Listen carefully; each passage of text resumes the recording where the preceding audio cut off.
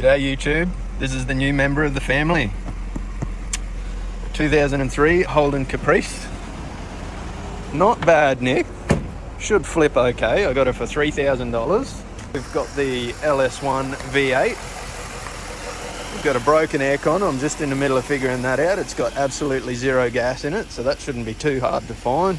A little bit of a clear coat issue, but I mean, that only looks bad up close. Really nice looking vehicle. Not bad, Nick. It does need a detail. Oh wow, I didn't even realise it had DVD players or whatever that is on the back seats there. That's mint. Yeah, so this is the next flip.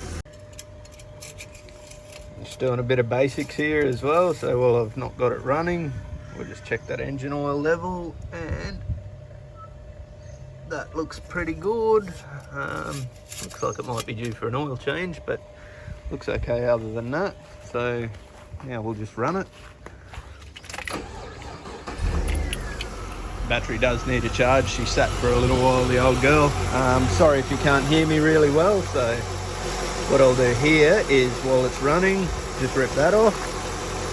And we're checking for blow-by. So worn piston rings or a dead valve or something like that will give you blow-by, and that will bring pressure and crankcase pressure out of, it'll pressurize your sump basically, and you'll get a lot of blowing soot coming out of there, this is really good. It doesn't have.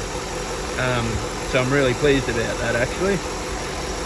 The other thing I check for when I'm buying a car is over here in the radiator reservoir. You can see the water level here. You probably can't. It's just on top of that line there.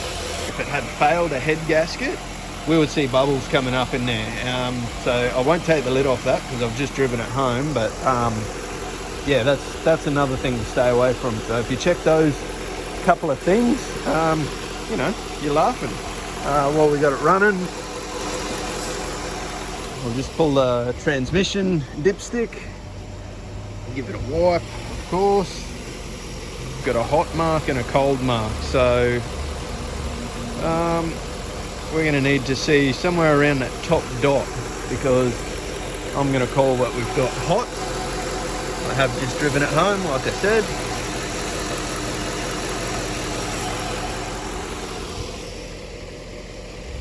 Yeah, nice. So we got the top dot.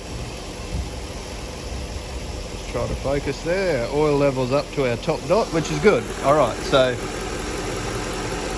happy with that, happy with that, happy with that. What's the next step?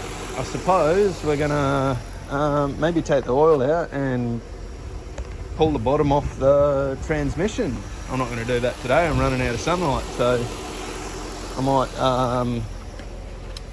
have a bit more of a suss of the aircon, get the battery on charge, and we'll get the pressure cleaner out here and get rid of all this mold.